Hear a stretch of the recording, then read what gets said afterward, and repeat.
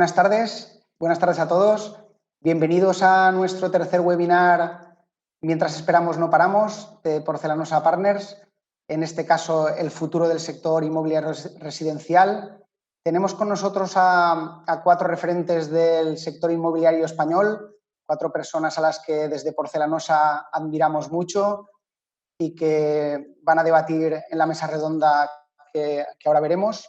Queríamos decir antes también que estamos muy identificados con el sector inmobiliario residencial, con el sector promotor, porque vemos que apuestan mucho por la calidad, apuestan mucho por los detalles y apuestan mucho por el diseño, y es un sector al que desde Porcelanosa nos sentimos muy identificados con él. Voy a pasar a presentaros a los cuatro participantes. En primer lugar tenemos a Juan Antonio Gómez Pintado, que es presidente de APCE y Asprima, Asociación de Promotores de España y de Madrid.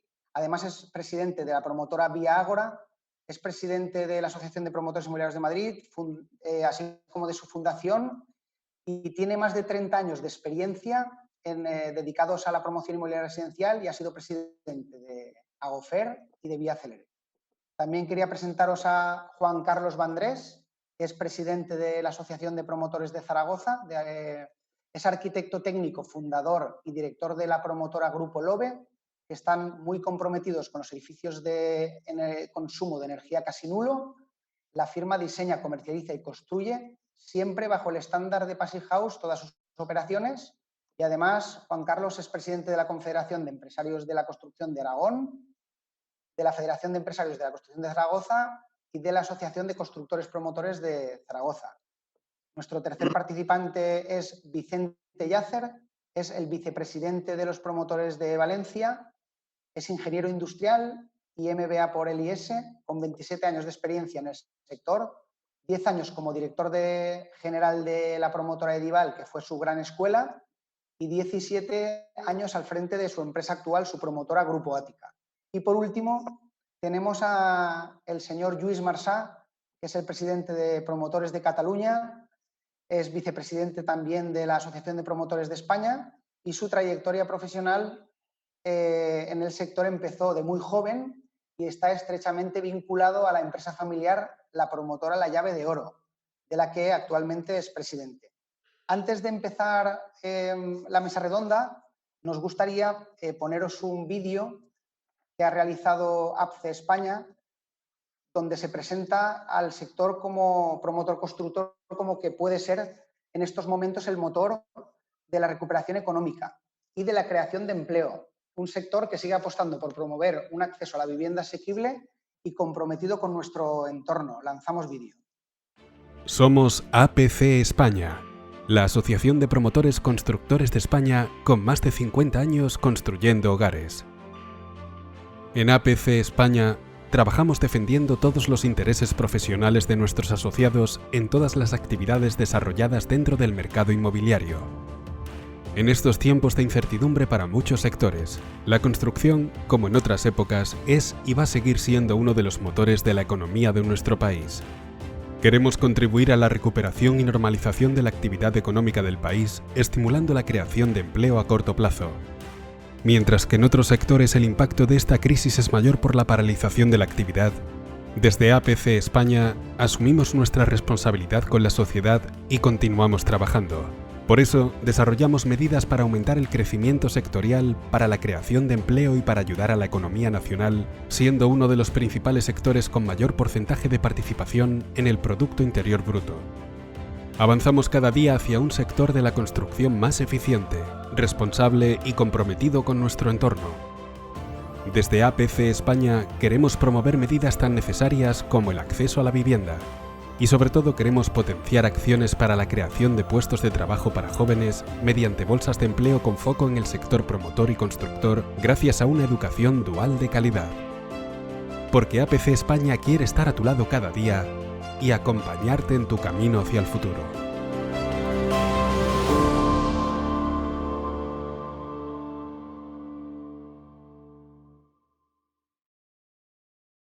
Hemos organizado la mesa redonda con 6 bloques. Un primer bloque donde queremos hablar de la demanda de vivienda de obra nueva, un segundo bloque sobre la oferta de vivienda, un tercer bloque sobre la industrialización, el cuarto sobre la formación del sector, el quinto bloque la construcción, el motor de la economía y un último bloque donde haremos preguntas que podéis vosotros realizar, la audiencia, a un número de móvil y un email que veréis en pantalla continuamente y al finalizar aprovecharemos para lanzar las preguntas que consideréis a nuestros ponentes.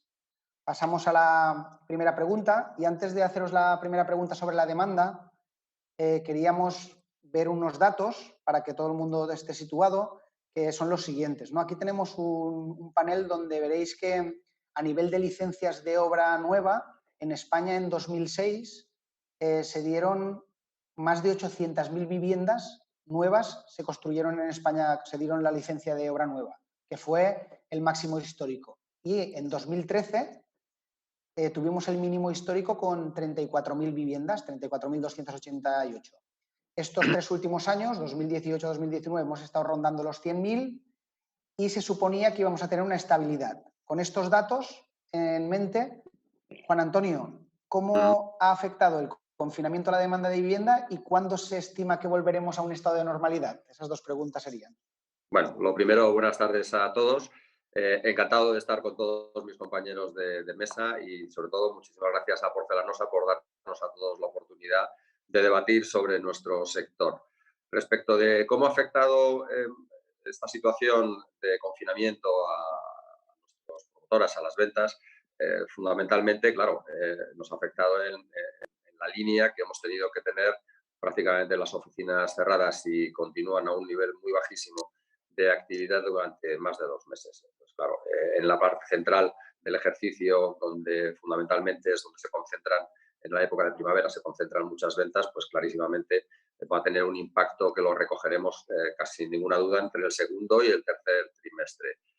La recuperación, pues yo aquí siempre digo lo mismo, creo que va a depender mucho de las medidas que tome el Gobierno, en la que todos estamos esperanzados que sean medidas favorables. No hacemos más que trasladar que nuestro sector es un sector que tiene la capacidad de regeneración ahora mismo del empleo y que pero si se toman las medidas adecuadas. Si no se toman las medidas adecuadas, pues veremos que el impacto será de una difícil recuperación y que probablemente nos cueste más del año que viene en volver a los niveles que teníamos pre-crisis del COVID.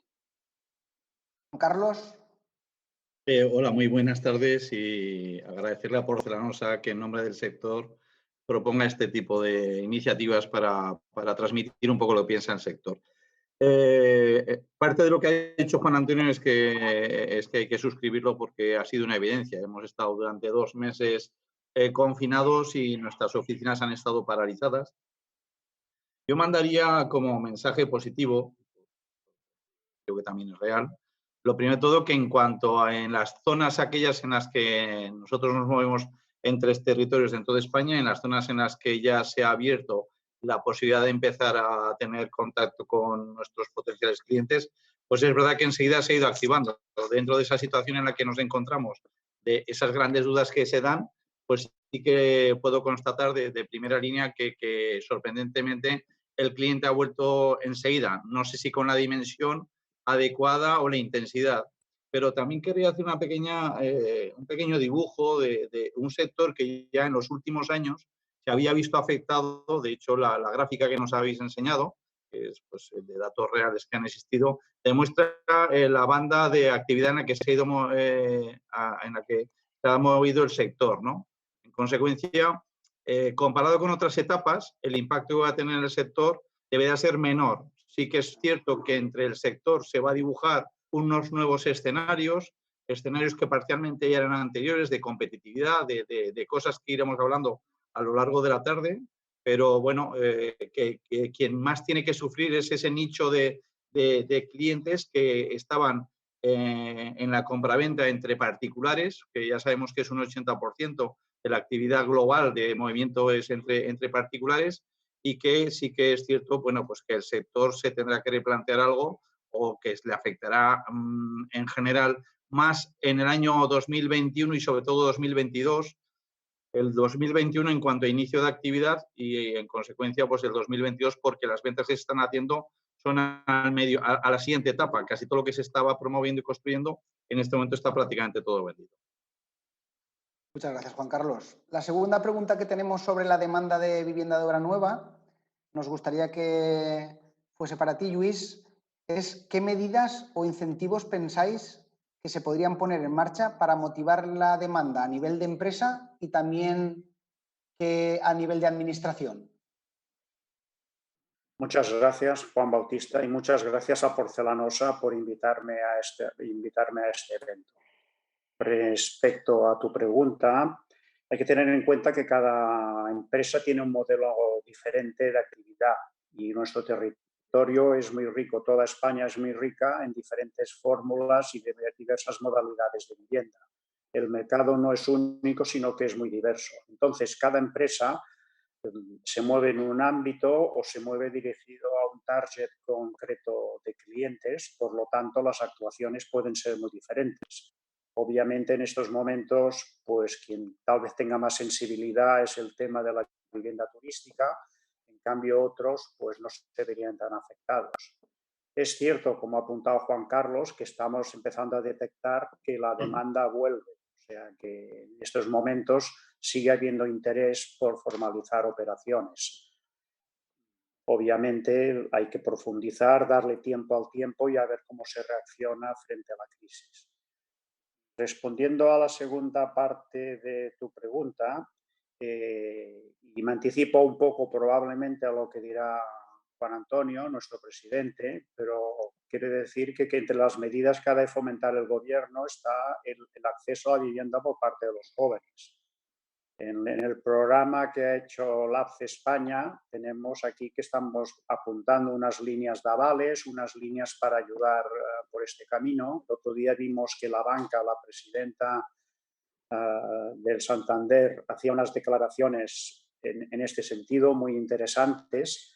Luego, por parte de las administraciones, que si bien están transferidas a las comunidades, el tema de las viviendas de protección oficial hay que potenciarlo, hay que actualizar en todas las comunidades los módulos. Yo hablo por Cataluña, pero por los comentarios de otras comunidades, en Cataluña en concreto, el módulo, desde el año 2007 tenemos el mismo precio de venta, cuando los costes de construcción han aumentado mucho. Obviamente esto requiere una cooperación público-privada con ánimos de avanzar y no poner palos en las ruedas, sino ponernos todos a trabajar inmediatamente. Gracias, Luis.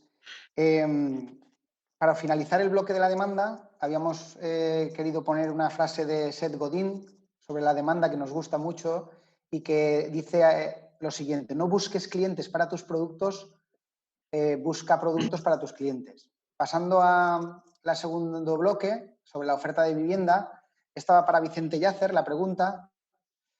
Vicente, antes de preguntarte, queríamos dar estos datos también para tener visibilidad. Desde 2014 a 2019 ha ido subiendo el precio medio de vivienda en España, de vivienda siempre de obra nueva.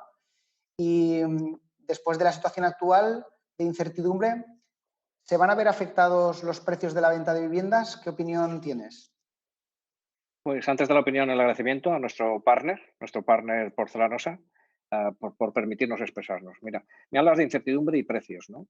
Yo lo primero que quisiera es, y habida cuenta que hemos escuchado durante estos 2 meses de confinamiento muchas opiniones, daros un punto de vista quizá un pelín más ácido, pero a la vez que ácido espero que sea pragmático. Hablemos de incertidumbre. Vamos a ver si somos capaces de juntarnos todos los que estamos por aquí en estos foros para reducir la incertidumbre, o por lo menos para no aumentarla. Si con eso trabajamos, los precios van a tener su consecuencia, pero ¿cómo reducimos la incertidumbre? Mira, hay que lanzar unos mensajes claros, pero a toda esa gente que le gusta y que se dedica a emitir opiniones o emitir sanciones, donde por favor, si no lo tienes claro, no lo digas. Si dudas, mejor que lo manifiestes. Si aún así no lo tienes claro, contrástalo, pregunta, comenta.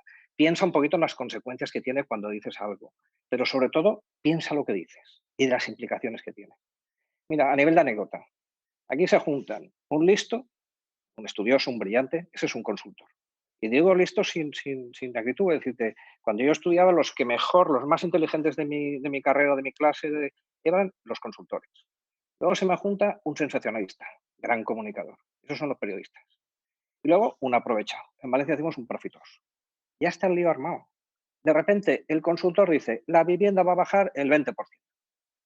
Claro, aquel me lo coge en titulares, premio Pulitzer, la vivienda va a bajar 20%, una página entera, y luego pues viene alguien que aparece por nuestras instalaciones, oye, que me estoy pensando que esa vivienda que te la debo devolver porque me han dicho que va a bajar. Entonces, devuélveme el dinero porque va a bajar. O de momento estaba pensando, pero es que no quiero comprar porque me han dicho que va a bajar. Y te da un recorte de prensa. Eso hace muchísimo daño. Entonces, trabajemos para reducir esa incertidumbre, sobre todo con manifestaciones más claras.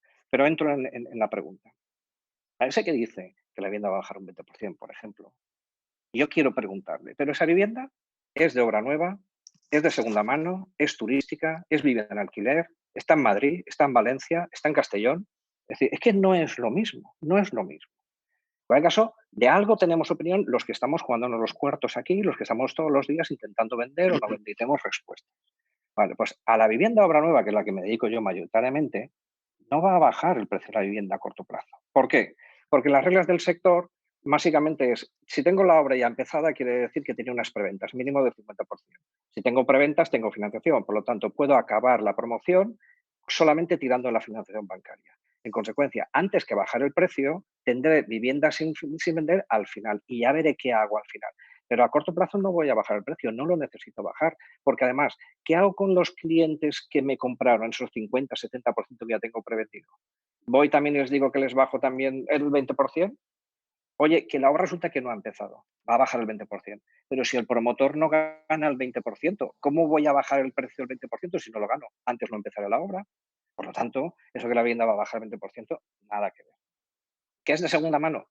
Pues puede que baje el 50, el 20, el 36. Son transacciones de particulares y en función del apetito que se pueda tener, pues saldrá. Y lo que funcione en esa negociación y las ganas o necesidad que se tenga por vender. La turística es que no tiene nada que ver, va por otros indicadores. Pero, por favor, ahora mismo no creo que haya una bajada de precio de la vivienda, sí que puede haber una bajada de ritmo de venta de viviendas, el número de unidades vendidas. Muchas gracias, Vicente. Pasando a la siguiente pregunta, que me gustaría que la respondiese Lluís Marsá. La pregunta, Lluís, es, en una demanda afectada por la crisis y una competitividad mayor, ¿en qué aspectos se va a ver afectada la oferta en cuanto a diseño, distribución y calidades? ¿Va a haber que dar más? Sí, un poco ya lo ha comentado Vicente. Yo también lo había dicho antes. Los mercados son muy diferentes y diferenciados, obviamente. No es lo mismo, depende de la ubicación y el destino de este tipo de vivienda, turística o no, y también si es vivienda pensada en build to rent o vivienda destinada a la venta. Obviamente, las viviendas destinadas a alquiler necesitan unos parámetros diferentes de la destinada a la venta. Dicho esto, sí que hay que tener en cuenta que es un mercado que estamos en continua evolución. Veníamos de solo hay que remontarse al a la tipología de vivienda de antes de la crisis con la que estamos haciendo últimamente. Hay unos cambios de parámetros, obviamente, que nos vamos adaptando a los requerimientos de la sociedad. Es cierto que frente a esta situación que nos encontramos, aún hemos de mejorar las exigencias. Lógicamente, hemos de aumentar calidades, sobre todo hacer las viviendas más sostenibles, más eficientes energéticamente, dotarlas de todas las necesidades que hoy el mundo actual requiere. Esto es obvio y todo el mercado se ha de ir adaptando. Vicente, ¿quieres comentar sobre esta pregunta también? Bueno, sí, brevemente. Yo creo que fruto de este confinamiento y que la gente pues hemos vivido mucho en nuestras viviendas por encima de lo que estábamos habituados, lo que los compradores o cualquier persona sabe mucho más ahora qué es lo que quiere. Y también en una situación que, bueno, de momento tenemos miedo de que se vuelva a repetir o que esto dure, sabemos en teoría cómo nos gustaría que fuera esa vivienda. Entonces, han cambiado algunos parámetros. La pregunta es si esos parámetros que han cambiado ahora, si se quedarán o no. Es decir, o cuando todo esto se diluya quizá, volveremos donde estábamos. Pero donde, por supuesto, había un tema de un equilibrio entre con el precio que se puede pagar. Al final, el primer indicador es cuánto me puedo gastar en una vivienda. Con ese precio, intento en la mejor ubicación, lo más próximo donde yo quiero, y con el equipamiento que a mí, bueno, más o menos me interesa. he aprendido, en términos de comprar, si fuera a comprar, que ese equipamiento, que bueno, a ver qué es lo que me ofrecían, ahora he aprendido a qué cosas quiero pedir. No me quiero reiterar mucho, pero fruto del COVID, sé que ahora me interesa mucho más la luz, el solariamiento, ventilación, los espacios, flexibilidad, que si tengo que trabajar en casa, pues cómo monto esa vivienda, la conectividad, eficiencia energética, todas esas cosas, ahora sé mucho más pedir por eso. Pero insisto, con ese mismo dinero. Lo que parece que puede intuir que pueda producirse es que hay un desplazamiento en la medida de que uno pueda tener que ir menos a trabajar al centro de las ciudades, quizá pueda invertir más tiempo en desplazarse, puesto que va a ir menos veces al centro. En consecuencia, me alejo un poco y lo que busco no tanto es eso que he dicho, equipamiento en sostenibilidad además en mi vivienda, sino también mi entorno, menos densidad poblacional. Es un tema que parece que puede ser importante. Con todo, yo haría una llamada, y una llamada. No sé si esto vosotros por Zaragoza, que son nuestros anfitriones, es correcto o no, pero ¿qué necesitamos? Más partners. Es decir, esto se ha complicado y cada vez nosotros, los promotores inmobiliarios, somos agregadores. Al final cogemos oficios que los agregamos en nuestras viviendas. Entonces, necesitamos gente especialista que haga nuestras cosas que ahora se nos ponen a demandar más y cada vez es más técnico, que la gente de lo que aprende y de lo que sea de lo suyo nos pongan y agreguemos todos esos servicios que vamos a dar. Hablo de, pues de temas como podría ser mobiliario, climatización, eficiencia energética, es decir, gente que tenga muy claro y que sean punteros en cada una de las cosas que tenemos que agregar a nuestra tienda. Entonces, creo que esto va a aportar más profesionalización y mayores prestaciones a nuestras viviendas. Antonio, sobre la oferta, ¿crees que se va a potenciar la inversión en herramientas de venta online dirigidas a la comercialización y seguimiento? ¿Y qué tipos de herramientas creéis que tomarán más peso? Sin duda. O sea, al final, lo que hemos visto durante todo este tiempo es, aunque teníamos las oficinas de venta cerradas, como los clics que hacían en nuestras páginas web y el interés que mostraban por las promociones que estaban en marcha cada vez era creciente. Hay un incipiente, digamos, desarrollo de herramientas con respecto a la digitalización. Ya a nadie le sorprende ver en las oficinas de venta 3 dimensiones o recorridos virtuales o los desarrollos que se están haciendo desde CRM para atención de punto a punto a través de las conexiones como estamos haciendo ahora. Y es cierto que es un elemento que no lo teníamos no lo teníamos en uso como herramienta comercial, sí como herramienta de comunicación para evitar reuniones, y esto es un tema que clarísimamente se va a potenciar. ¿Vamos a ver en el futuro una conexión de punto a punto cliente con nuestros comerciales de esta manera? Sin duda. Yo creo que una de las cuestiones que tenemos que superar ahora, que tiene que superar, o tenemos que superar todos como sociedad, es una cuestión de confianza, es saber cómo nos vamos a relacionar, cuánto tiempo vamos a tardar en recuperar esa confianza, cuánto tiempo vamos a tardar en recuperar la confianza para ir a una oficina de ventas con toda tranquilidad. Y, desde luego, las herramientas digitales son un elemento base de lo que va a ser el futuro de nuestro sector, con otras transformaciones que yo creo que más adelante vamos a comentar. Pero, sin duda, todo lo que sea avance digital y facilitar la compraventa a nivel digital va a ser un hecho. Otra cosa será que el último paso, probablemente a todos nos gusta cuando hacemos una compra de estas características, pues tener esa relación personal al final con el comercial, que es la cara de la empresa, y nos gusta tener ese tipo de relación personal. Pero digamos que el approach que vamos a tener hasta la comercialización, no me cabe ninguna duda que en un 75% puede ser perfectamente en esta línea, y para el cierre, pues en un 25%, digamos, dejar los últimos pasos de formalización con el cliente, o sea, entre el cliente y el comercial, sin duda.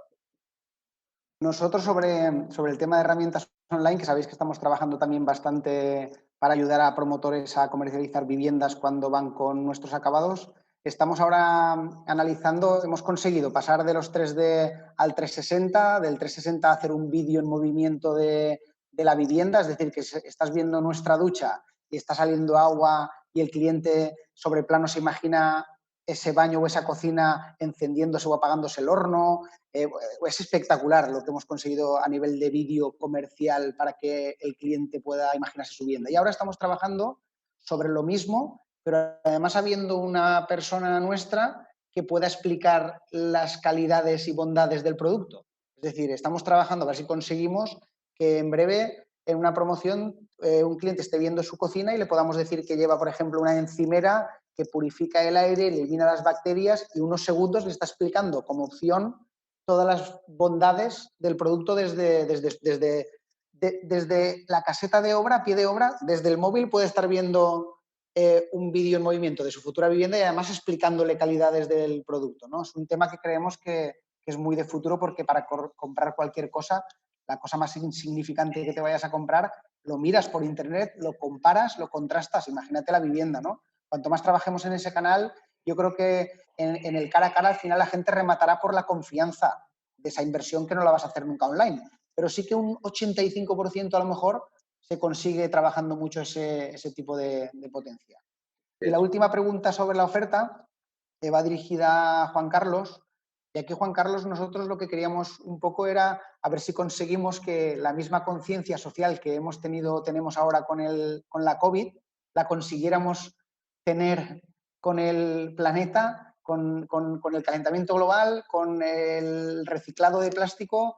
Y la pregunta es, ¿crees que la situación que ha generado actualmente de conciencia social, que ha sido increíble, ¿no? La conciencia social que todos tenemos con esta situación, se puede trasladar o extrapolar al cuidado del planeta dentro del sector de la vivienda, valorando más las viviendas sostenibles, las viviendas con calidades que cuidan del medio ambiente?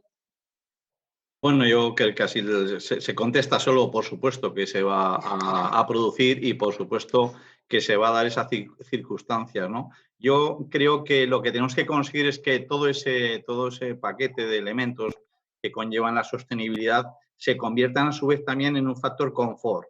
Lo más importante, no nos olvidemos, estamos hablando en todo momento del cliente y al cliente le tenemos que garantizar que lo que recibe no es solamente algo que le decimos, que lo etiquetamos, sino que en su día a día le está generando una mayor calidad de confort. Creo que la sostenibilidad en toda su concepción, que va a ser una gran transformación de la ejecución de los edificios, es uno de los retos que va a tener el sector, que ya se había iniciado, que no es tampoco nada nuevo, casi todo lo que estamos hablando ya se había iniciado, entonces, pero que conviene que empiece a convertirse en un elemento cotidiano y que creo que es el gran reto del sector, de los que nos dedicamos a hacer obra nueva con respecto a todo el parque de vivienda existente, que pueden intentar conseguir parámetros semejantes, pero nunca van a ser iguales. Y vuelvo a repetir que creo que el concepto confort, lo que nosotros estamos percibiendo en los clientes, como bien has descrito, nosotros nos dedicamos a hacer viviendas passive house, entonces el confort que se obtiene con ese formato de viviendas no tiene nada que ver con la vivienda convencional. Nuestros clientes van a llegar ahora el verano y van a comprobar que efectivamente tienen otras condiciones de confort diferentes. Creo que ese es uno de los diferentes formatos habrá para diferente tipo de empresa, pero ese es un poco el objetivo que tenemos que conseguir, que el cliente de repente empiece a ver otros conceptos que no se han tenido hasta la fecha, pues en otras etapas anteriores del sector no se han tenido en cuenta.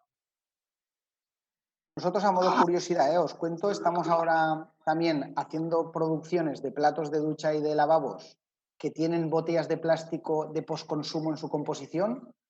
Estamos haciendo una serie de griferías que en vez de abrir en tibio, abren en frío para no gastar energía y consumir menos. Estamos ahora haciendo una plantación de árboles para compensar el CO2 y que el Ministerio nos conceda el sello de que regeneramos, o sea, de que volvemos a todo el CO2 que emitimos lo recuperamos por la plantación de árboles que estamos haciendo, que son 17.000. Y bueno, también sabéis que estamos muy sensibilizados con eso y queremos y apostamos por eso. Creemos que es el futuro el tema de cuidar un poco el planeta. Como fin del bloque 2 también nos habíamos puesto una frase que nos encanta, esta nos encanta a nosotros para nuestros clientes, que es dale al cliente siempre más de lo que espera. La llevamos muy a rajatabla y siempre tenemos eso en la mentalidad, ¿no? El intentar siempre dar más de lo que decimos. Y pasando al bloque 3, que es el de la industrialización, aquí me gustaría, Juan Antonio, que la pregunta es, nosotros en el tema de la industrialización también sabéis que nos hemos puesto ahora a trabajar y oíamos en todos los foros oímos y además estamos plenamente convencidísimos de que es el futuro, es mejor, más ecológico, más sostenible, más rápido, mejor calidad, todo una maravilla. Pero la realidad es que nos está costando un poquito ver resultados. Entonces, la pregunta es, ¿cuáles van a ser los principales factores que impulsen la construcción industrializada en nuestro país y cuánto peso creéis que va a tener la industrialización en el futuro en el sector. Fíjate, con respecto a la que tienes absolutamente toda la razón. Llevamos hablando de industrialización en nuestro sector ya unos años y vemos que, primero, ni la capacidad instalada crece lo suficiente como para poder atender la posible demanda, o si hubiese de alguna manera una demanda un poco más expansiva, no habría capacidad instalada ahora mismo en nuestro país para llevarlo adelante. Y entonces lo que está ocurriendo aquí es que hay varias circunstancias que están aconteciendo al mismo tiempo. La primera cuestión, yo creo que es coste. Al final, todavía estamos muy cerquita, pero todavía la construcción industrializada más o menos no está superando a nivel de precio, está un poquito por encima de la construcción tradicional. Esto es algo que es evidente. Un factor que es diferencial, que es el coste de capital, bueno, pues en estos momentos está tendiendo a bajar, digamos, por el precio del dinero que tiene. Los costes financieros también están muy bajos, con lo cual lo que hace es que ese diferencial de edificación en rapidez, con la misma calidad o más, pero acortando los plazos, realmente entre el coste de capital y el gasto financiero, que hoy en día es muy barato, no está compensando. A esto hay que añadirle otra circunstancia, y es que todavía para un bajo nivel de actividad, como estamos asistiendo en nuestro país, hablabas antes de 105.000 viviendas y ya veremos en este ejercicio cuántas somos capaces de iniciar. Entonces, como tenemos una capacidad muy baja todavía de inicio, con la mano de obra actual y con todos los otros parámetros que concurren bajo estas circunstancias, lo que nos estamos dando cuenta es que a la industrialización le está costando arrancar. Esto, si cambia, por ejemplo, efecto jubilaciones, en nuestro sector estamos viendo que las medias de edad son muy altas. No hay una sustitución de este personal que está más cualificado para sustituirle. Luego, yo creo que si queremos hacer efecto llamada a la juventud, lógicamente lo haremos mejor desde una industria y con un entorno mucho más reglado y regulado. Y si cambia cualquier circunstancia, y lo vamos a ver en el corto plazo, yo creo que entre este año y como mucho mitad del año que viene, con esta crisis del COVID y con las caídas del PIB que vamos a sufrir, que estamos aconteciendo, el mantener abierto el riesgo de edificación durante tanto tiempo es un riesgo, y yo creo que es un riesgo cada vez más inasumible. Hasta ahora, entonces, por terminar de contestar la pregunta, hasta ahora las circunstancias han hecho que no posible o imposible que el grado de industrialización no vaya avanzando, pero yo creo que a partir de ahora vamos a ver circunstancias completamente diferentes donde los costes de capital, los costes financieros también y, fundamental, el grado de jubilación que vamos a tener en nuestro sector nos va a llevar a pensar más en un proceso industrializado que lo que estamos aconteciendo ahora mismo, ¿no? Muy bien. Juan Carlos, ¿qué opinión? Yo soy un poco radical, ¿eh? O sea que yo creo que la industrialización va a venir obligada. No sé si aceptada o no aceptada, pero va a venir obligada. Yo creo que va a significar, lo primero de todo, es una gran transformación del sector y de los agentes tradicionales que hemos tenido definidos de forma cotidiana. O sea, el papel del promotor, yo creo que el promotor va a ser el principal protagonista de esa transformación, porque se va a ver obligado. Hay en el sector promotor, yo al menos en mi forma de pensar, creo que se van a producir diferentes divisiones de promotores inversores, como es factible que se den, y promotores gestores, que yo creo que es otro papel. ¿Qué va a significar todo eso? Pues que efectivamente tenemos retos en este momento. Hemos hablado de competitividad. Competitividad significa hacer mejor producto a menor precio. Tenemos entre manos un escenario que tendría que abrirse, que creo que va a ser uno de los grandes motores, o debería ser uno de los grandes motores del sector, que es el Build to Rent. Todo esto, al fin y al cabo, son planteamientos y enfoques muy industrializados, y me refiero a industrializado en algo tan básico como es el margen comercial. El margen comercial ya no tiene que ver con lo que ha sido otras etapas, va a tener una reducción importante. Como consecuencia, va a obligar a que todo el mundo mida bien cómo se hace ese trabajo. ¿Qué es lo que le falta al sector, a mi juicio? Le falta una forma de medir esos trabajos, esos esfuerzos. Habrá que ver cómo dentro de las organizaciones, aunque parece que es un papel de constructor, pero creo que vuelvo a repetir, que en un sector industrializado el promotor tiene que tener ese papel y ese protagonismo de saber cómo se desarrollan las cadenas de producción. No es lo que le cuentan, que lo que le cuentan son muchas aventuras, es desquiciante. Yo que me dedico a todo el ciclo de la construcción, es desquiciante acabar de comprobar la cantidad de variables que se dan en el día a día. Tenemos que tener unas buenas definiciones de unos proyectos que tendrán que tener ya un diseño pensado en la industrialización. No puede ser que a un diseño convencional luego le queramos aplicar la industrialización. La industrialización tiene que ser bastante amplia, bastante generalizada. Hay cosas que ya se dan, hay cosas que no nos damos cuenta. Un ascensor es un elemento industrializado desde hace mucho tiempo. Están industrializando baños, están industrializando fachadas, pero creo que lo que nos falta es cómo complementar y cómo acoplar todo eso en esas cadenas de producción que, aunque no queramos ser conscientes, pero existen en las obras. No nos podemos quedar en la parte exclusivamente externa de si la mano de obra es más o menos pintoresca y el tejido empresarial que hay es el que es. Por supuesto que el tejido empresarial no tiene potencia, no tiene capacidad, por eso creo que ese nuevo perfil de promotor que se va a producir en esta etapa no me cabe la menor duda, por esto es una nueva prueba de fuego para el sector. Creo que vamos a ver unos grandes cambios, se tendrán que ir dando. Necesitamos un poco de tiempo, que duda cabe que esto es un cambio que mínimo, yo creo que mínimo necesita un escenario de 5 años para que todo eso se vaya dando, pero el papel de los diferentes agentes va a tener que cambiar y el director de la orquesta tiene que ser el promotor y va a tener que dirigir con conocimientos. En general, para no extenderme mucho, yo por ahí lo dejaría. Muchas gracias, Juan Carlos. Nosotros, por finalizar el bloque de la industrialización y animar a alguien que pueda tener miedo de cambiar, hemos puesto una frase de John Rockefeller que dice que no tengas miedo de renunciar a lo bueno para ir a por lo mejor, porque estamos convencidísimos de que es mucho mejor el tema de industrialización y por ello queríamos poner esta frase. Vamos a poner un vídeo muy cortito de nuestra empresa de baños y cocinas industrializadas y luego continuamos con el bloque 4. Lanzamos vídeo. Sí.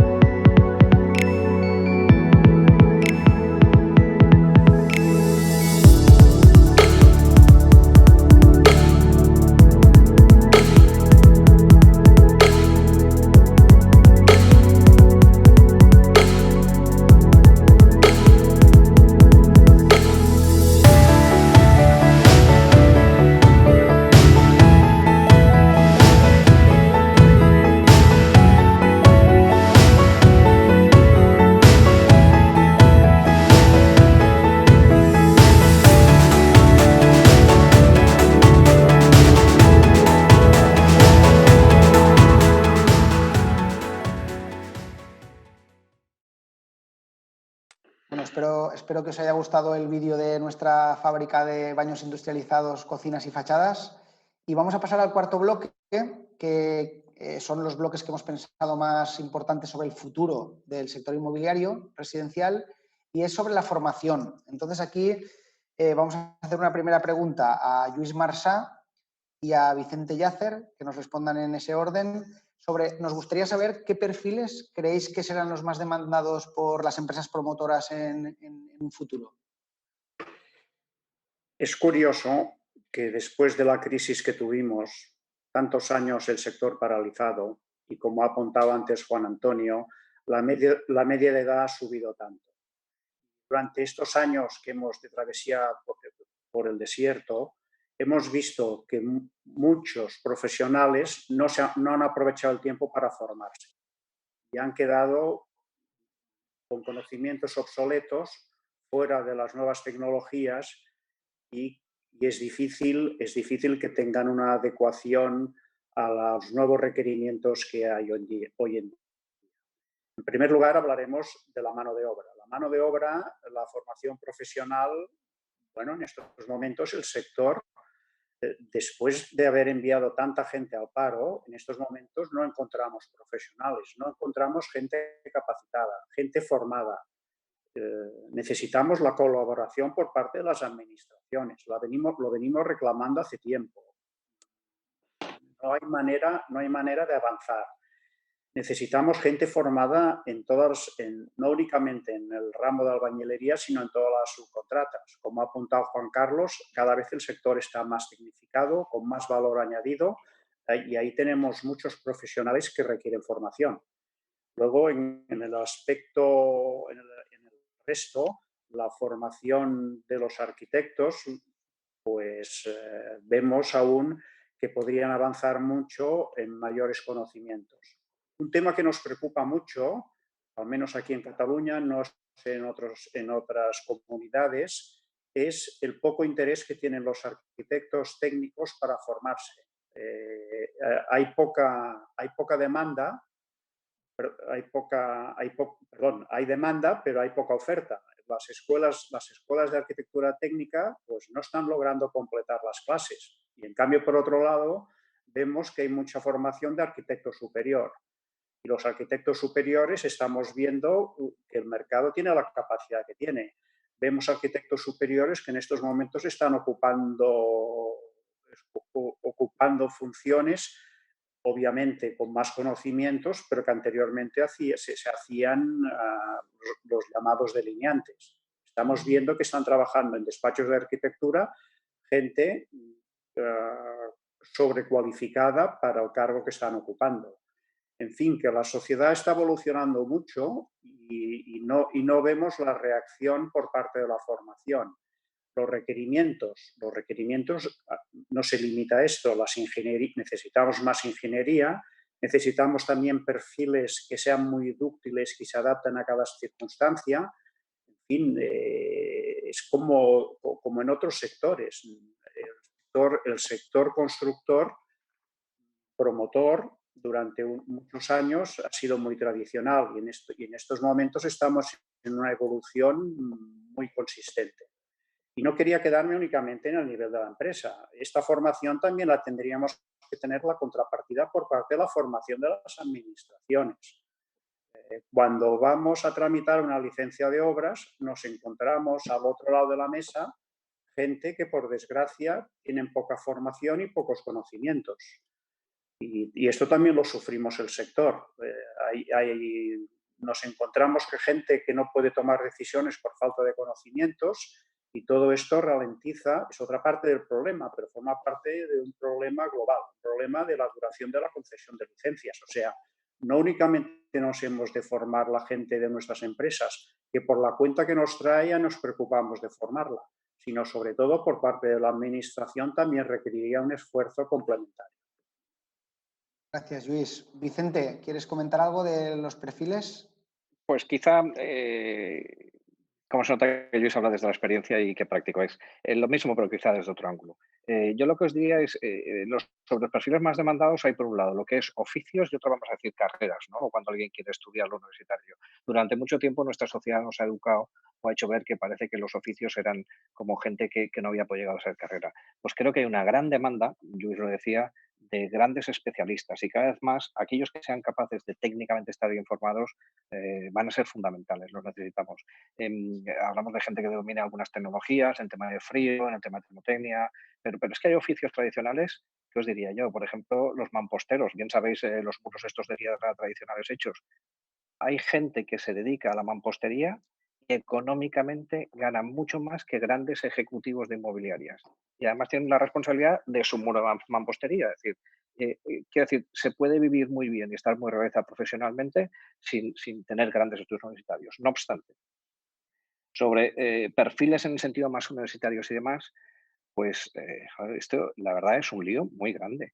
Yo me imagino cualquier director de recursos humanos de una grande de las nuestras necesitará como no sé, organizar sus datos en una matriz N por N entre cada uno de los títulos, porque hay una titulitis con unos nombres distintos, para aclararse cuáles son los planes de estudios. A todo eso, ver cuáles son los conocimientos que se adquieren. A todo eso, ver también cada una de las universidades o centros donde se imparten, porque lo mismo, con el mismo nombre, en según qué sitio se estudie, es complicadísimo. Pero con ese lío grande, por concluir, si alguien te pregunta y dice, oye, es que yo no sé lo que quiero. Bueno, si sabes lo que quieres estudiar, estudiarlo, como si quieres ser filósofo o director de teatro, porque ya te buscará la vida donde funcionar, ¿no?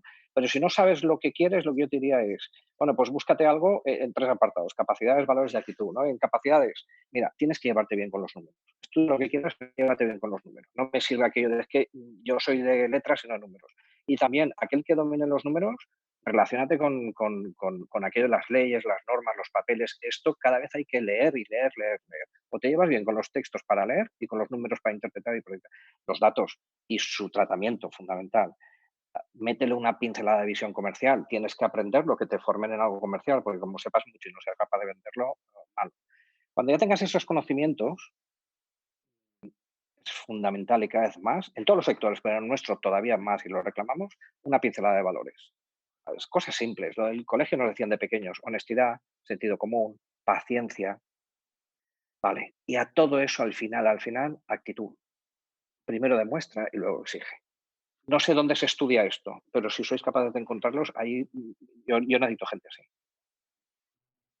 Muy bien, Vicente. Vamos ahora a la última pregunta de la formación y tenemos muchísima suerte porque tenemos un invitado especial que es Víctor Sardá, que aparecerá ahora en pantalla, que es el director del grado inmobiliario de la Universidad Politécnica de Madrid, ASPRIMA y APCE.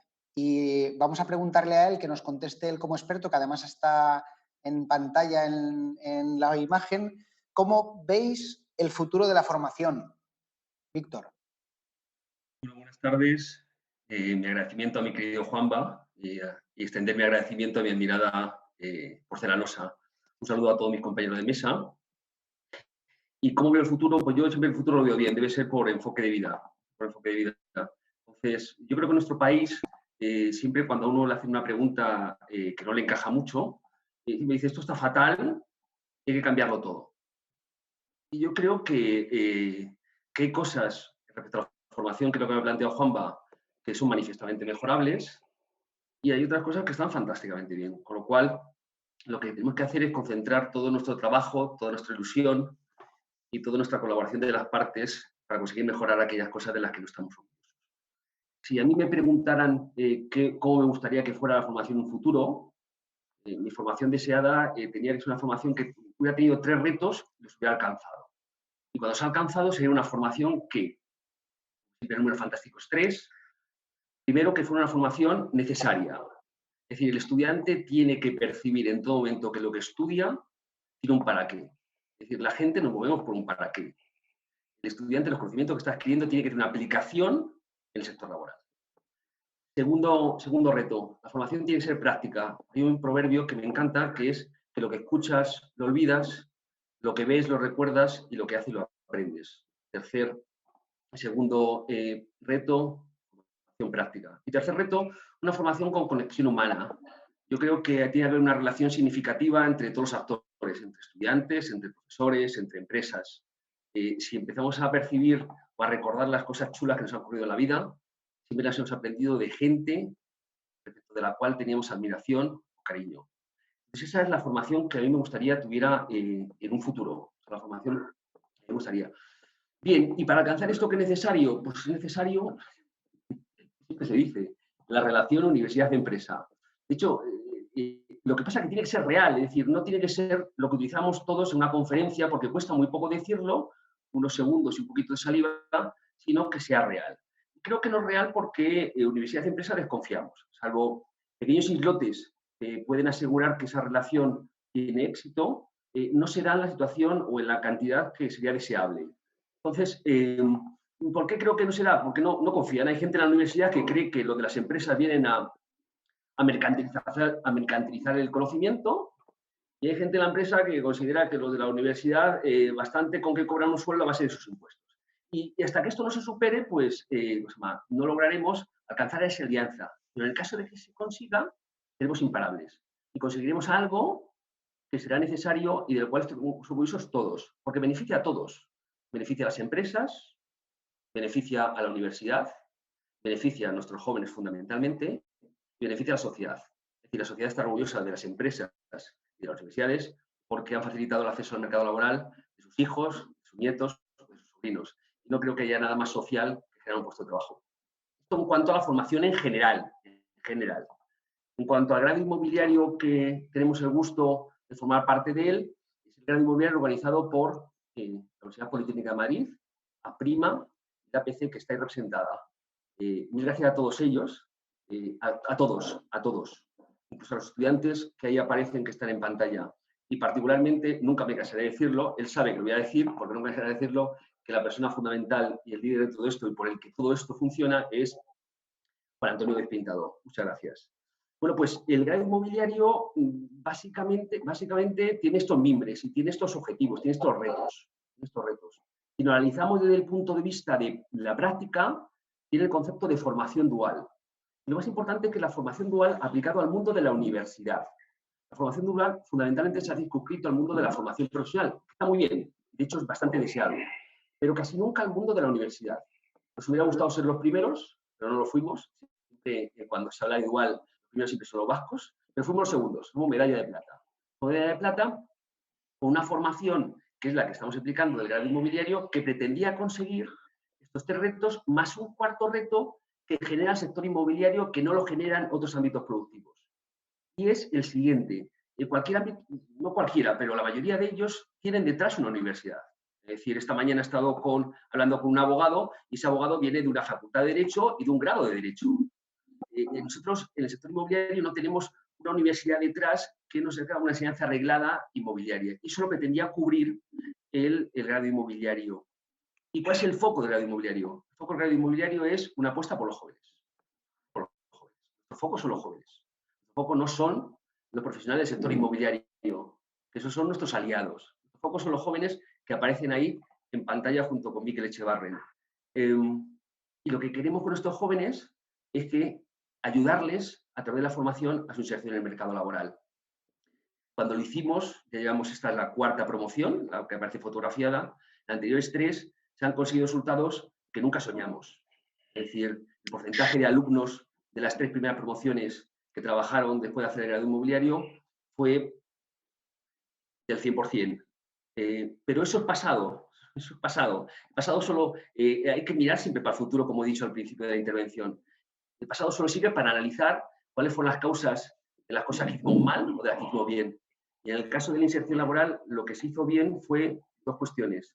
No se debió a nosotros, desde la universidad se debió al talento de los jóvenes, la primera, y la confianza de las empresas. Y mirando el futuro, y aunque soy optimista, percibo que alguna curva habrá, pues lo único que aquí, como los notarios, dice que el talento de los jóvenes, estos que aparecen fotografiados, es fantástico. Bueno, los talentos no son fantásticos, los tienen, lo tienen, y estos lo tienen. Lo único que pedimos para que ese sueño siga es que las empresas confíen en ellos, y fundamentalmente para que de todo esto estemos orgullosos del grado inmobiliario. Eso es lo que quería decir, Juanba, y mil gracias por permitirme decírmelo. Muchísimas gracias, Víctor, por acompañarnos. De verdad, un honor que estés con nosotros. Súper agradecidos de que hayas participado. Vamos a pasar al bloque 5, que es la construcción, el motor de la economía. Y antes de hacer la pregunta, queríamos dar 2 datos. Un dato oficial es que el retraso medio en la concesión de licencias de obra nueva en España son 12 meses, dato medio. Habrá comunidades que más y otras que menos, pero 12 meses estamos tardando en dar una concesión de licencia de obra nueva. Y otro dato importante también es que de 2019 a lo que llevamos de 2020 ha incrementado en 600.000 personas el paro. Entonces, teniendo estos 2 factores, 12 meses de tardar en dar una licencia y el paro lo que ha incrementado, la pregunta para Juan Carlos Vandrés. Ahora que toca activar la economía, ¿es el momento clave para agilizar los plazos de concesión de las licencias y del planeamiento urbanístico? Por supuesto, evidentemente, por supuesto que es absurdo que se haya generado una burocracia o una falta de flexibilidad por las diferentes administraciones que estén provocando este volumen de retraso. Es inconcebible y debería de tomarse nota por parte de la propia administración de ver cómo organiza sus equipos o cómo genera mecanismos de una índole o de otra que haga posible que estos plazos se reduzcan mucho Yo sé que desde la Asociación de Promotores se ha sacado un estudio con Ernest Young en el que se habla del incremento de costes. Probablemente a mucha gente le parecerá que dice pues que les parta un rayo, que el sector promotor siempre no hace más que preocuparse y llorar, pero en este momento creo que eso es un comentario bastante infantil y muy básico. Creo que nosotros lo tenemos claro, podíamos estar poniendo en marcha bastante más volumen de actividad del que hay y eso generaría puestos de trabajo. Creo que en este momento lo importante es que se genere movimiento económico. Es que estar pensando otros conceptos me parece muy peligroso. Lo que tenemos que es generar economía y esa generación de economía generará puestos de trabajo y generará actividad y movimiento económico e incluso la propia administración pues la demanda en este momento. Tiene que conseguir cobrar licencias, tiene que conseguir que tiene una fuente de ingresos bastante importante por esos conceptos. Entonces, la administración tendrá que de una vez por todas ponerse las pilas, pero muy rápidamente y muy urgente, porque si no, incluso luego hay riesgos de otro tipo. Al inversor en principio en el extranjero, que ha venido a este país a tener actividad, lo vamos a desmotivar, porque va a ver que la inversión que ha hecho no sabe cuándo la va a poder rentabilizar.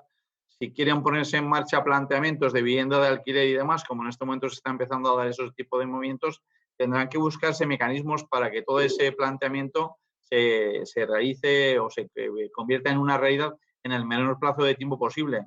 Por un lado, porque probablemente habrá gente que la va a necesitar y por otra parte, por supuesto, porque el sector necesita que genera esa confianza de que tenemos trabajo y que somos capaces de hacer partícipe a este sector dentro de ese incremento de actividad. Muchas gracias, Juan Carlos. Vicente, ¿quieres opinar sobre...? Encantado de opinar. Mira, nosotros esta mañana tenemos una reunión de la Asociación de Promotores en Valencia y la verdad que estábamos un poco, yo te diría cansados. Rápidamente hemos cogido, pues nos hemos animado todos, hemos cogido energías para continuar, pero porque es el momento clave, no es el clave, es el fundamental. Tenía que haberlo sido ya y seguirá siendo.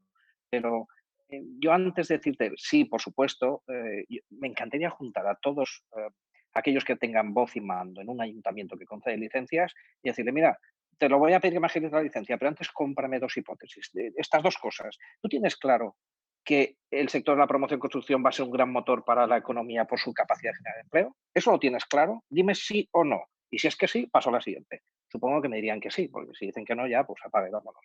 Lo segundo es, tenemos claro que me tenéis que ayudar a incentivar la demanda para que vengan rápidamente a comprar, porque si nos vienen y no nos compran, rápidamente pondremos las horas, 3 empleos por cada vivienda, es muchísima gente trabajando y vamos a generar mucho empleo.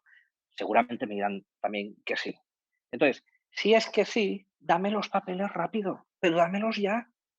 Es decir, esto es como una salida para un maratón. Estamos todos preparados, hemos entrenado, sabemos el oficio, tenemos nuestros tiempos, estamos convencidos de hacerlo muy bien, pero no nos dan la salida y estamos en el punto de salida y no nos dan. Entonces, si tú no me das los papeles, al final van a venir, pues lo que ha dicho antes Juan Carlos, va a venir el desespero, el tío que se vuelve a casa, el tío que hace algún tipo de entrenamiento en paralelo y dice, pues no voy al maratón y tal. Dice, dame los papeles ya. Claro, la gente te contesta, es que esto es muy complicado. Mira, oye, muy complicado en el año 69 fue mandar un cohete a la Luna. Eso sí que era complicado. Muy complicado es reducir las listas de quirófanos, las listas de espera y trabajar 24. Pero complicado es trabajar, pero trabajar que 24 horas al día. Pero dame ya los papeles. Es decir, y ponte, y además es que no es Valencia, es que es toda España. Y cuando lo contamos en el extranjero hay soluciones. Luego hay que decirle, viajar, hombre, viajar, estudia y viaja, las dos cosas. Entonces, por supuesto. Muchas gracias, Vicente. Y ya la última pregunta del bloque 5, que sería para Juan Antonio Gómez Pintado y para Lluís Marsá. Última pregunta, Juan Antonio, si quieres tú primero. La pregunta es, ¿puede y debe ser el sector de la construcción uno de los motores de la economía para afrontar el desafío de la recuperación económica en los próximos años? Sin duda, Juanba. Estamos en una situación en estos momentos donde, por desgracia, después de la crisis del COVID, lo que estamos asistiendo es a una parálisis básicamente de uno de los motores de nuestra economía, que es el turismo. Los hoteleros están sufriendo muchísimo, la restauración está sufriendo muchísimo, los servicios asociados a estos también, y además con una falta de visibilidad de lo que va a acontecer en el tiempo respecto de la recuperación otra vez de la confianza a la que me refería antes, a efectos de volver otra vez al 100% de la actividad. Y yo siempre comento lo mismo, el sector nuestro tuvo 2,5 millones de personas trabajando en el 2006-2007 y gran parte de estos trabajadores, cuando vino la crisis nuestra de nuestro sector, emigraron a estos sectores. Entonces, es gente que no necesita ahora mismo un grado de preparación excesivo para volver a nuestro sector. Y lo que sí creo es que hay diversas medidas que se tienen que tomar desde la Administración a los efectos de favorecer esta actividad. Si la Administración, que le hemos presentado un decálogo con estas medidas, pero que fundamentalmente están basadas en 4, si de las 10 al final fuésemos capaces de tomar 2 medidas, una para la compra-venta y otra para el alquiler, estoy absolutamente convencido que nuestro sector sería el gran dinamizador de la economía. Hemos llegado con toda nuestra crisis que hemos sufrido y donde se pronosticaba, me acuerdo en el 2008, 2009, que la construcción o el sector inmobiliario y el residencial en particular íbamos a tardar 20 años en recuperarnos, pues hemos sido capaces de hacerlo en la mitad de tiempo. Y desde el 2014, que estamos en una situación ascendente, hemos llegado a ocupar básicamente entre nosotros y la construcción, que representa el residencial, el 10% del PIB. Wow. Y estamos a medio gas, esa es una realidad.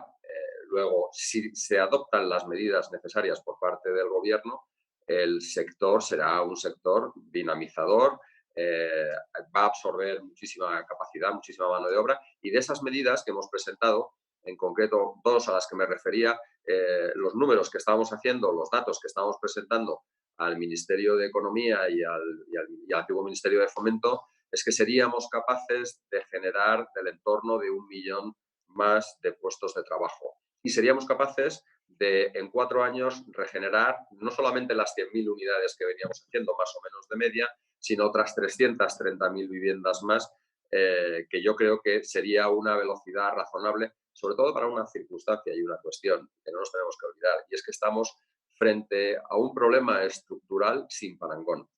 Tenemos un porcentaje, y siempre lo repito, pero no me cansaré de repetirlo porque creo que así va llegando allí donde debe. Este programa lo empezamos hace 4 años y ahora es cuando se está empezando a hacer eco las administraciones y las entidades financieras. Tenemos una crisis estructural, me refería, respecto de los jóvenes que no tienen capacidad de emancipación, ojo, y que están trabajando y están todavía viviendo en el hogar familiar.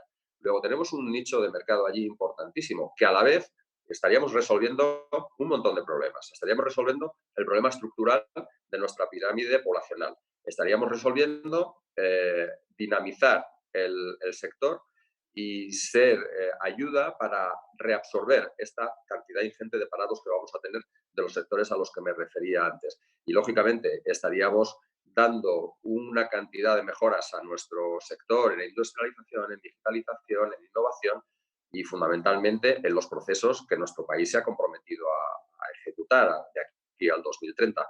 Entonces, yo creo que sí, insisto, el Gobierno toma las medidas adecuadas, que son sencillitas y que el otro día, afortunadamente, la banca, que ya se va haciendo eco de esto, Ana Patricia Botín lanzó la noticia ya en el periódico. Vamos a ver cómo se recoge por parte de las administraciones, por parte del Gobierno, y ojalá que sea nuestro sector el que tenga esa capacidad de mover otra vez la economía como un pilar básico que ha sido siempre y que está llamado a continuar siéndolo.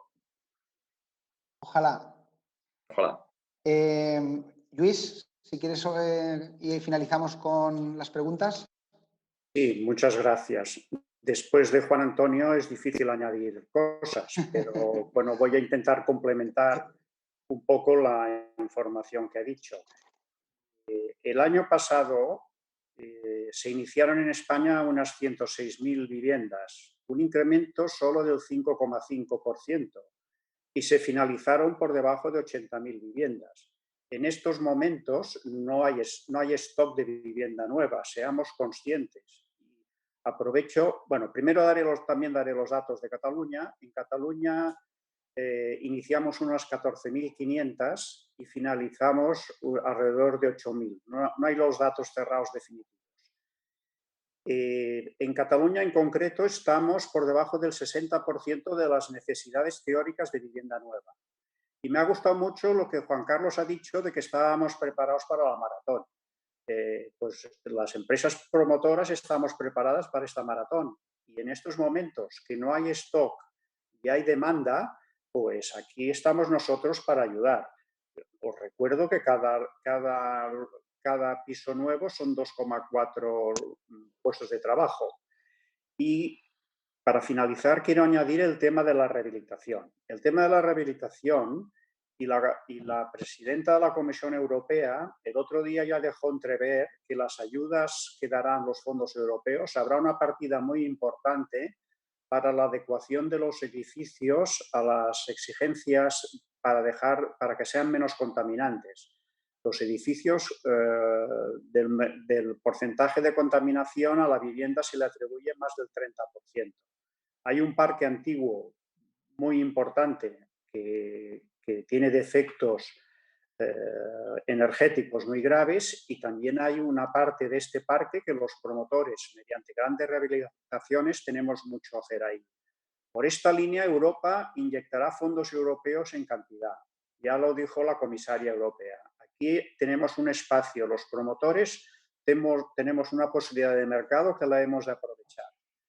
Hemos de trabajar conjuntamente con las administraciones para que estas ayudas europeas no se deriven a otros destinos y que se aprovechen en su integridad. Es un factor que hay que añadir a todo lo que anteriormente se ha comentado. Muchas gracias, Luis.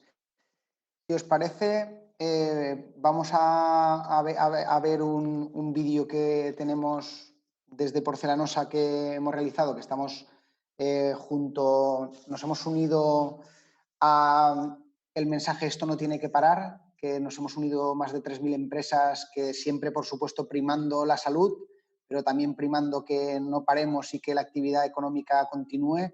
Y me gustaría que vieseis un vídeo y de esa forma también acabamos de ver las preguntas, que tenemos multitud de preguntas que ha hecho el público, y al volver os haremos una pregunta a cada uno de las personas que nos han preguntado, ¿vale? Lanzamos vídeo.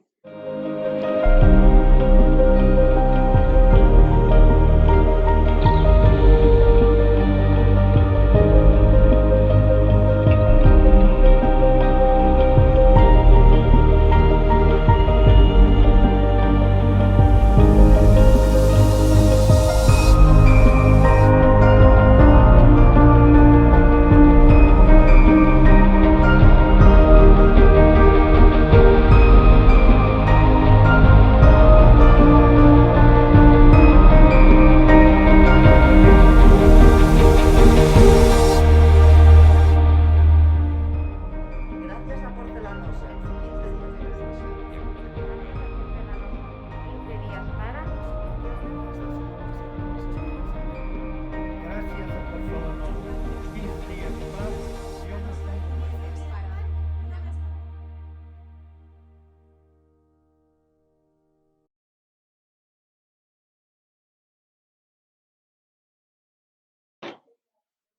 Vale, pues vamos a pasar a las preguntas. Mira, Vicente, esta va para ti, es de Jesús Tapia, de Mountain View Real Estate, y leo tal cual, que no me ha dado tiempo a verlo mucho, pero pone: Vicente Yacer. Vicente Yacer ha dado en el clavo. Hay que diferenciar muy bien entre vivienda nueva, según zona y segunda mano. Ahí es donde, además, como os gusta recalcar a vosotros, no hay que confundir valor y precio. Imagino que se refiere a nosotros. El promotor e impulsor de vivienda nueva, que no puede cambiar el precio de venta, pues ya viene sobrevenido por circunstancias como el precio pagado por el suelo y el precio de la construcción. Lo que sí puede hacer es mejorar en procesos, industrialización, calidad de acabados, eficiencia energética, etc. Es decir, agregar valor añadido. La guerra de precios está en otro nivel diferente. Cuando el precio no se puede ajustar, lo que hay que dar es servicio, atención y profesionalidad. Yo creo que... ¿Qué opinión tienes, Vicente, Bueno, lo que es una comenta? tesis correctísima, es una tesis Sí, ¿no? correctísima. Lo que pasa es que hay que cruzarlo con la disponibilidad.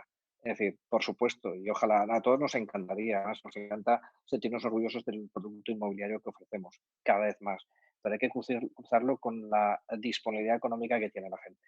Entonces, hay que buscar ese equilibrio. No porque tengo un producto que no me sale, lo hago mucho mejor y en consecuencia lo venderé, porque puede que me quede solo. Y luego tenemos un filtro que es las preventas necesarias. Y además han venido para quedarse. Están algunos al 30%, casi todos estamos al 50%, pero cuidado que a lo mejor se ponen por encima. Por lo tanto, ese filtro desde la banca o prevendemos sobre plano, que es muy complicado. Y si no tenemos gente, como decía antes, partners serios que nos den valor y seguridad para los que cobran sobre plano, es difícil.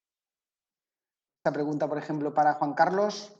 Juan Carlos, nos preguntan, ¿qué opinan los panelistas? ¿Qué opina Juan Carlos de la obtención de un permiso de construcción o licencia urbanística con una simple declaración responsable por parte del promotor? ¿Esto lo veríais viable o...? Bueno, yo creo que eso hay que acabar de definirlo.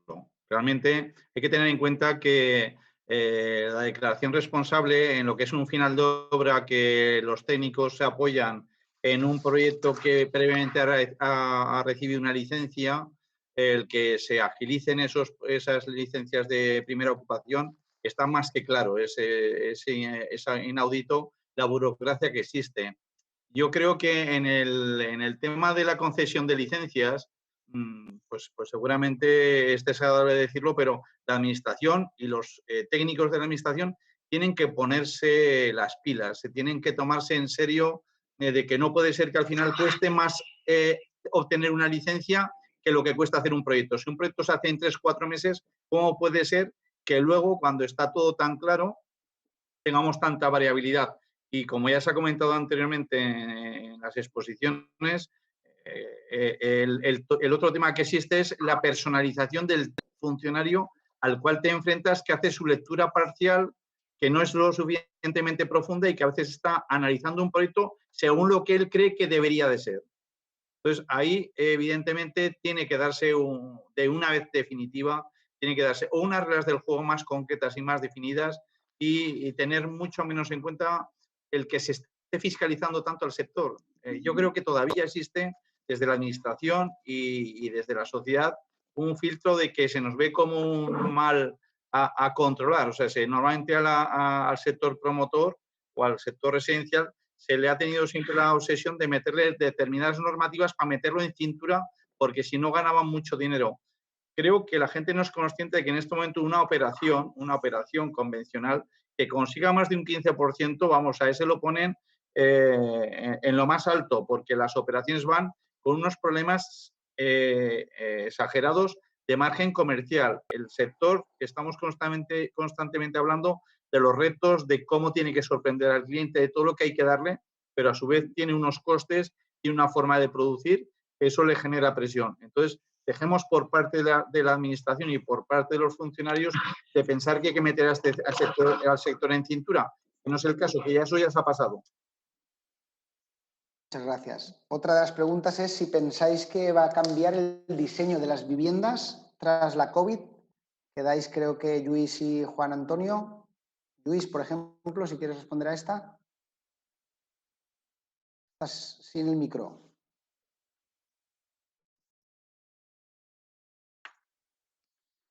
Escucha. Sí, perdonar que tenía el silencio. Sí. Disculparme. Un poco ya se ha contestado anteriormente esta pregunta. En estos momentos estamos viviendo la psicosis del COVID y entonces estamos viendo, pues, por ejemplo, que ha subido mucho en los portales. El otro día leía que se buscaban viviendas con jardín o viviendas con terraza, se estaban buscando mucho. Ciertamente en estos momentos hay una inquietud. El proceso es continuo, la evolución es continua del mercado, no es únicamente por el efecto de la epidemia que estamos padeciendo. La sociedad va evolucionando, los jóvenes tienen nuevas formas de convivencia, de vida, las familias son diferentes y todo esto, el mercado inmobiliario, nos tenemos que ir adaptando. Lógicamente, también necesitaríamos por parte de las administraciones que estemos menos encorsetadas por la normativa. La normativa está pensada, se está manteniendo una normativa de hace 50 o 60 años. Se están trabajando con parámetros de viviendas por hectárea en vez de habitantes por hectárea. Se están trabajando con convenciones del número de habitaciones, metro de habitaciones de cada una para que sea una habitación, etcétera, etcétera. todo este corsé hay que ir evolucionando. Ir evolucionando conjuntamente con los requerimientos de la sociedad. Es el futuro, no hay otro. Muchas gracias. Sí. En ese sentido, Sí, absolutamente. eso es.